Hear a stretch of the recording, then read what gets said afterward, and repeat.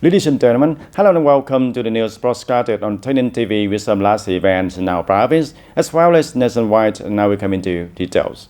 Ladies and gentlemen, on the morning of November the 5th, the working delegation of the General Department of Politics of the Vietnam People's Army, led by Major General Nguyễn An Phong, Director of the Organization Department, the General Department of Politics of the Vietnam People's Army, inspected and wraps the institution of the party and political work activities in 2024 at the TayNinhTV Provincial Military Command.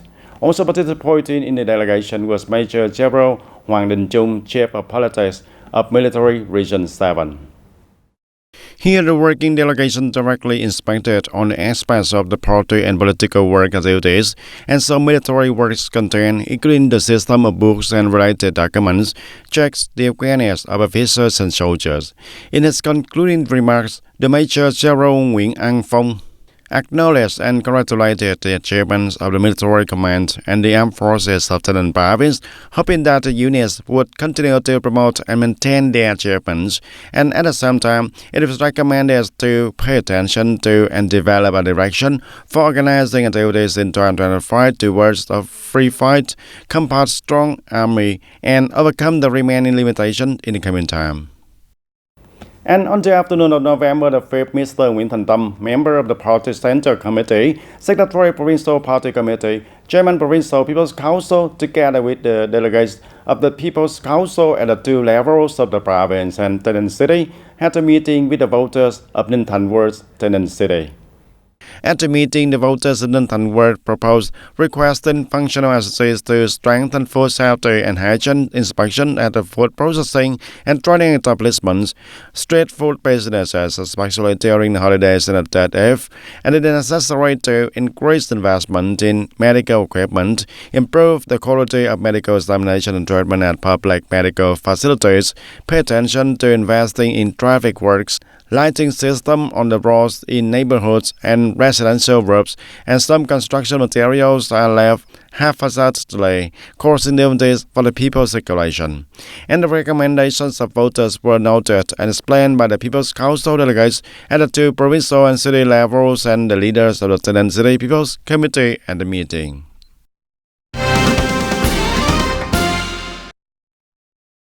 And also on the afternoon of November the 5th, the delegation of the People's Council of TayNinhTV Province and TayNinhTV City, led by Mr. Nguyễn Thành Ngọc, Deputy Secretary Provincial Party Committee, Chairman of the People's Committee of TayNinhTV Province, Mr. Nguyễn Hồng Thanh, Member of Standing Committee of the Provincial Party Committee, Permanent Vice Chairman of the Provincial People's Committee, continued to meet with the voters in Bình Minh Commune, TayNinhTV City. At the meeting, the voters recommended the need to support funding for the grassroots level, the need to pay more attention to the lives of policy benefit carriers, and the flooding situation every time it rains heavily due to the lack of the drainage system also makes the people worried. And regarding the recommendation, Mr. Nguyễn Thành Ngọc, Deputy Secretary Provincial Party Committee, Chairman of the People's Committee of TayNinhTV Province, explained right at the meeting. In particular, voters also expressed their opinions reflecting the difficulties and shortcomings in implementing administrative procedures for renting and exchanging land use rights certificates. Regarding this issue, Mr. Nguyễn Thành Ngọc requested the commune and the city to check and perhaps again, because if it is true as the voters reflected it against the regulations. If you already have a red book and you just need to change the book, the land rights use certification, so there is no need to verify the origin again, because you already have a legal certificate. Only in the case of a dispute over that land where everyone has a red book or there is a legal basis, would the entire investigation be done. And within the framework of the meeting, the chairman of the People's Committee of TayNinhTV Province further informs the voters about the general socio-economic situation in the province in the first 9 months of the year and directions and tasks in the fourth quarter of 2024. The delegation of the Provincial People's Council, including Mr. Nguyễn Mạnh Hùng, Deputy Secretary Provincial Party Committee, and Mr. Dương Nguyên Phúc, Official Management Board of the Provincial Transport Construction Investment Project, and the delegation of Gò Dầu District People's Council had a meeting with the voters in Hiệp Thành Commune, Gò Dầu District on the afternoon of November the 5th. At the meeting, voters had some opinions and recommendations to the delegates of the provincial and district people's councils, such as need to install ATMs to withdraw money in the Camille. The current health insurance premium is too high for low-income workers. There needs to be support solutions, regularly maintain and repair damaged roads in the area, contributing to reducing traffic accidents, have a direction to rectify the situation of fighting the ecological environment. It is necessary to strictly handle the situation of people dumping household waste in the wrong place, causing environmental pollution. The end of the NH15 canal needs to be upgraded to ensure water readiness for people. Local leaders and functional agencies responded to some opinions of voters right at the meeting, and the delegation noted some opinions and forwarded them to the functional agencies to respond to voters in the coming time. And we turn to the information from the Ministry of Finance. The information shows that by the end of October, the state purchase collection was estimated at more than 1,654 trillion Vietnam dong and equal to 97.2% of estimate, of which the revenue from crude oil and balance revenue from import-export activities officially reached the finish line, and with domestic revenue also lazily reached the finish line when it has completed 55.4% of the estimate. On the sideline of the National Assembly, the delegation assert these positive results and met many recommendations to make the purchase collection more sustainable for the following years. Delegation says that the purchase collection indicators in the first 9 months of the year had a quite good growth, and the purchase collection situation increased compared to the estimate, ensuring the sustainable purchase collection and serving as the basis for economic development. However, according to the audit report, currently the regular expenditure arrangement is still low. Many items have not been allocated, hindering the stimulus tools of the economy. It is not good for us to save money because when spending regularly right from the beginning, you make a spending plan to cut 5% to increase investment and development, and you cannot make a spending plan and then save money. Or you cut money while setting a target to cut about 5% of money. Sometimes cutting money for national defense and security is very dangerous. Or cutting money for the education and training or innovation, that is not necessary to save the money. According to the delegates, we are currently maintaining a growth rate of nearly 7% per year, but have not achieved the sustainability because we still rely on the driving force of FDI, while FDI enterprises have a large trade surplus. Domestic enterprises have a trade deficit. And if we want to maintain a sustainable growth rate, we need to rely on domestic development resources. To ensure the sustainability, the private sector, which accounts for a large number of enterprises and a large proportion of the total social investment, has seen this revenue stagnation, and which shows that the operation of enterprises are facing certain difficulties. That is what we are concerned about.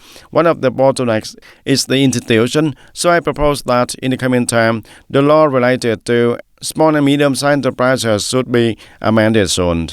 Regarding the 2025 budget estimate, the estimated revenue will increase by 15.6% compared to 2024, and expenditure will increase by 20.3%. The increase in expenditure is considered appropriate, and as next year we will have many important events in the country, and it's the last year of the implementing Resolution number 23 of the National Assembly on the National Financial Plan. The delegates recommended strengthening management, inspection, and supervision of the yields of state capital in state-owned enterprises, preventing revenue loss in the field of e-commerce, especially import tax, and at the same time continue to find ways effectively exploit public assets, public land, and state capital, consider adjusting the value-added tax for a number of areas such as science, technology, culture, agriculture to create a growth momentum.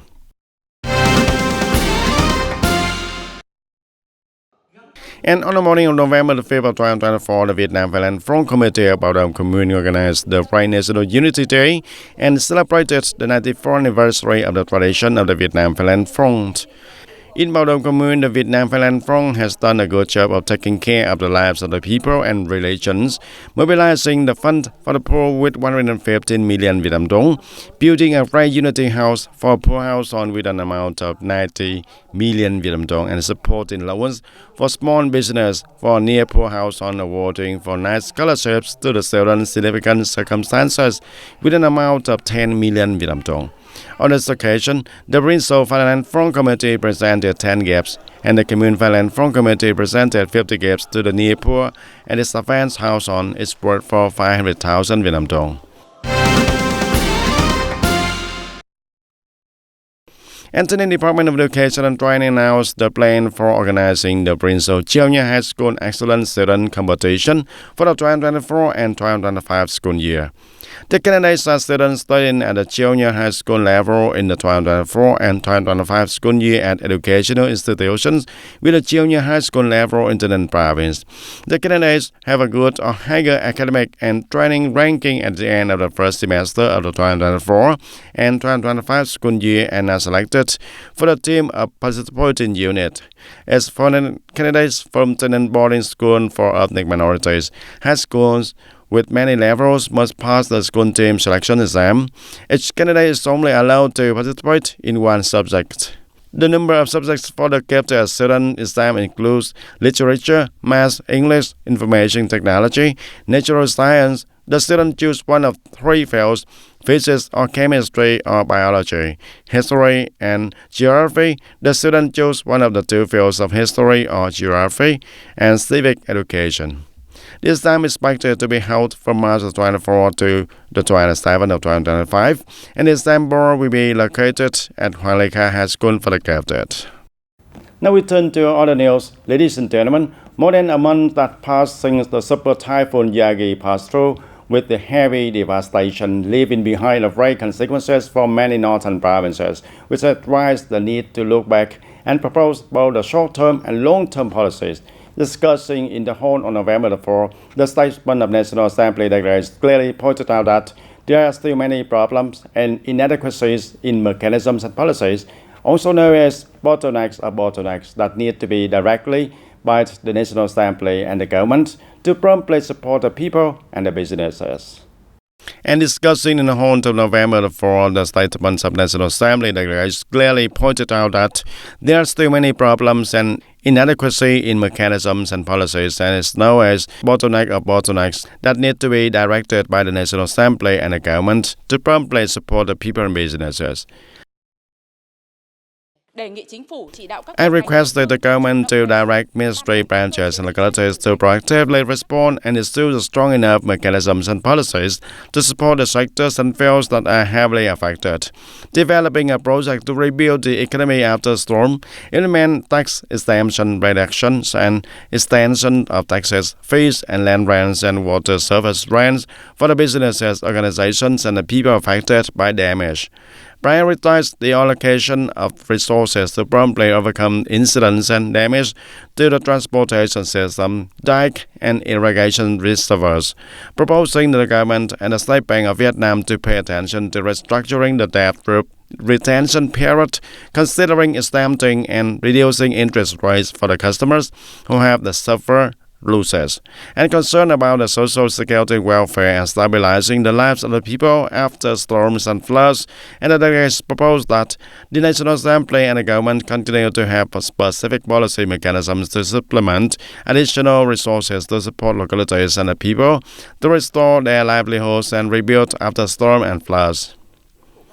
Currently, the crop failure, hunger, and lack of livelihood are present, proposing that the government should pay attention to allocating resources for food support packages, seedlings, essential supplies so that the people can soon recover production, stabilize their lives, as well as promptly deploy solutions to allocate resources to support mountainous localities where the people have lost their homes or are living around areas that are high risk of being affected by the flash floods and landslides, and unable to return to their old residences, and needing more urgently moved to a safe place.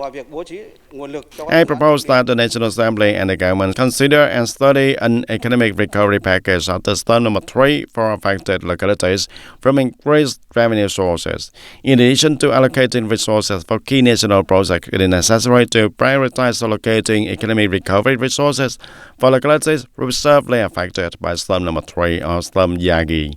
In the face of increasingly severe climate change, the delegates also suggest that the government study direct the review and development of a comprehensive program on warning, prevention and control of natural disasters, storm and floods, and rescue work to minimize damage when natural disasters and storms and floods occur.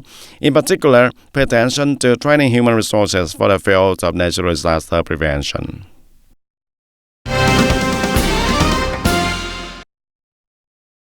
And in recent times, the district Bengal has proactively implemented many solutions to sustainably reduce poverty for completing the essential infrastructure system to creating conditions for the poor neighbor households to develop production, increase income and stabilize their lives, and to increase conditions for the poor and to create conditions for the poor neighbor households to develop production and increase income. Bengal District has implemented many specific poverty reduction policies, credit loan policies. The Social Policy Bank has disbursed loans to over 1,800 poor neighbor households and disadvantaged groups with a total amount of over 57 billion Vietnam dong. Support policy for the household enabled to escape poverty, and the district has provided funding for over 540 groups of households unable to escape poverty with a total amount of over 640 million Vietnam dong, and this policy helps disadvantaged households maintain a stable life. And ladies and gentlemen, hologram projection art is the technology that creates 3D image plotting in space along with the Buddhist works invested in the top of Padang Mountain. The hologram projection area of ancient Vietnam pagoda has attracted visitors to admire its uniqueness and extremely modern space. Hologram projection area of ancient Vietnamese pagodas on the second floor of the Buddhist exhibition area on the top of Padang Mountain with 16 hologram projection devices, where the visitors have the opportunity to explore and admire the models of 16 famous pagodas in Vietnam, such as Buddha Pagoda in Bắc Giang, and Klang Pagoda in Sóc Trăng or Phổ Minh Pagoda in Nam Định province. And coming here, the visitor can observe the hologram images of the pagodas that are projected, all of which are over 200 years old and still retain relatively intact Asian architecture, valuable Asian artifacts, and have beautiful and famous canvases representing cultural beliefs of the regions. And ladies and gentlemen, cassava is one of the main crops in the Ninh province with an annual planting area of about 60,000 hectares and a total output of more than 2 million tons of tubers per year. And TayNinhTV currently has 68 flour processing factories with a total annual capacity of 6.4 million tons of the cassava, and the demand for raw material is still very large. Cassava products from growers in the province are not enough to supply the processing industry.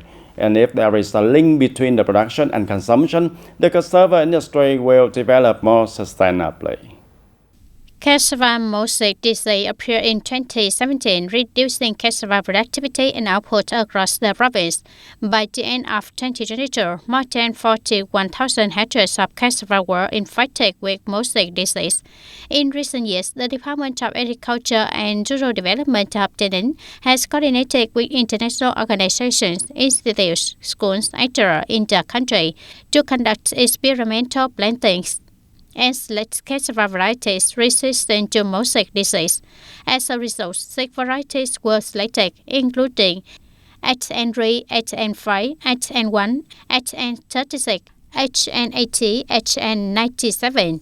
The Organization of Rapid Propagation of Cassava Varieties Resistant to or tolerant to mosaic disease. Recently, TayNinhTV Agricultural Extension Center organized a workshop to evaluate new cassava varieties resistant to mosaic disease, which are grown in this locality.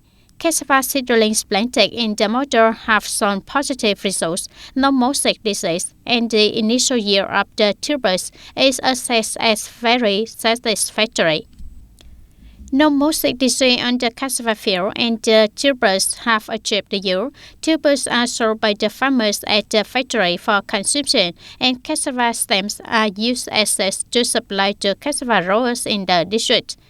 Also in this locality, the Agricultural Extension Center previously organized a seminar on linking production and consumption of cassava products. Here, an exchange of opinions took place between cassava growers and representatives of the cassava purchasing and processing factory. The direct exchange between the parties has initially created a link between farmers and farmers, creating a sustainable production, consumption, processing chain in the future.